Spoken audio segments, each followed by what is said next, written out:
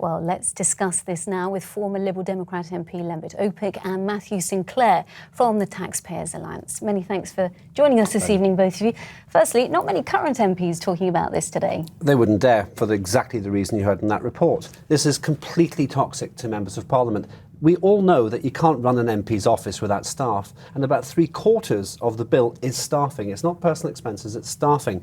But you're not going to get an MP sitting here because they'll get 200 letters of complaint saying, oh, you're not worth it and so forth. Frankly, the question I have for the detractors is, how is an MP meant to represent maybe 110,000 people if they can't employ staff? Matthew, what's your answer to that? No one's saying that MPs shouldn't be able to employ staff. The question is, why has there been a big increase in their staff budget? The idea was supposed to be that this was going to allow them to expand the number of staff, allow them to take on more responsibilities, to do more, to serve and represent their constituents.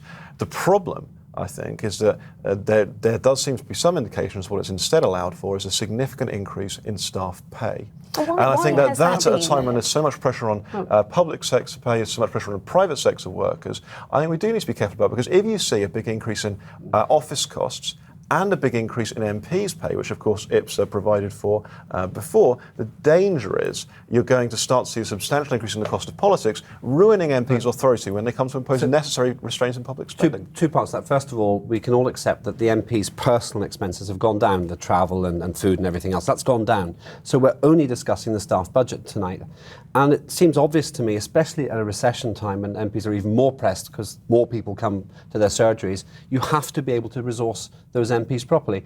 Most MPs are understaffed. They often use volunteers. I absolutely disagree with you when you're saying that £74 million for an entire parliament of MPs is too much. But they also use their families, don't they? That's something that has cropped up today. Over 150 MPs are employing relatives. Is that something you approve of? I think they need to be very, very careful when employing staff, to be very clear about what their responsibilities are. There needs to be, I think, more transparency over the nature of their jobs and the kind of hours they're working, because we've seen too many scandals. In a large number of other mature democracies, the employing family members is banned. Now, we don't want to have to get to that stage, because there are good reasons for employing family members. But when we've seen some of the awful scandals we've seen in the past of family members being handed taxpayers' money in return for little or no work, I think it's very important that MPs are careful about when they employ. Many will say that they do very good work. They work anti-social hours. MPs are super careful about this now. It's such a sensitive area, employing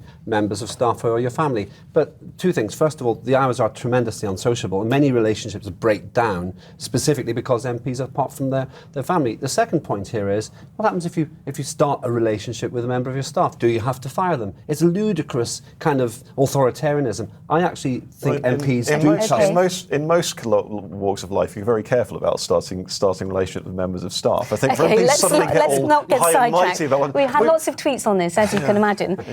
We've had one from Pat Strong that says they drain the pot and then we have to refill it. They get enough wages, they don't need to claim expenses. What do you say to that, Lembit? That's completely to misunderstand the point. This isn't about MP salaries. It's not about the MPs getting expenses. MP salaries are going to go up sharply. And I'll come back and debate that with you on another occasion. On this occasion, we're talking about whether £74 million a year is too much for MP staff. It's whether there should be a substantial increase in MP staff costs. What is it that has suddenly changed, which means there needs to be this significant increase in MP staff costs? The idea is the recession. I mean, we're talking about. Why is that? Why are we paying more for MPs staff? It's not a very big increase, but correct me if I'm wrong, these figures aren't set by MPs themselves. So essentially, two very simple parts to it. MPs' jobs have never been more demanding. And secondly, why would we punish members of staff? OK, have a go at MPs if you want to, but the members of staff, they're the bedrock, they are basically the axis which makes the whole place work. We're not punishing anyone, we're just saying that a big increase in MP staff costs at a time when an increase in MPs' pay is also being planned is utterly unfair at a time when there's enormous pressure. It's substantial. It's about 8%. It's a significant increase. Very quickly, Matthew, how do we resolve this? I think we need to see proper controls on MPs' staff costs. I think that the increase which IPSA allowed was clearly a mistake. And I think that we need to see the cost of Parliament held down over time, in part because I think we have too many MPs per member of Parliament compared to other countries. The simple answer is MPs have never been more careful. They're always looking over their shoulder. They do a good job for this country, and don't blame the staff and don't punish them when they're actually doing much of the work. OK, Lembit Opik and Matthew Sinclair. Thank you to you both.